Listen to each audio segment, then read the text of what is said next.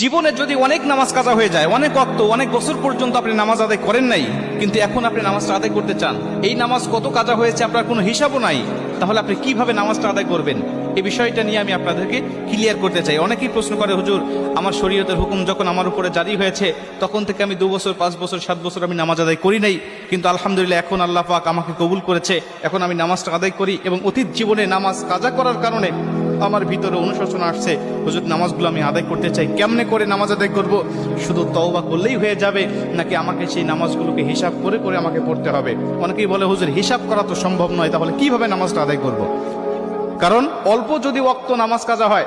যেমন আজকে আপনি 2 ওয়াক্ত নামাজ কাজা করেছেন, আসর এবং মাগরিবের নামাজ আপনি আদায় করেন নাই, এশার নামাজের সময় আপনার স্মরণ হয়েছে বা আপনি অবসর হয়েছেন, ব্যস্ততা আপনার কমেছে, আপনি এখন কাজা নামাজটা আদায় করবেন, হিসাব করে আপনি এশার নামাজের আগে আসরের নামাজের 4 রাকাত আপনি কাজা নামাজ আদায় করলেন, মাগরিবের 3 রাকাত করলেন, তারপর এশার নামাজের আদায়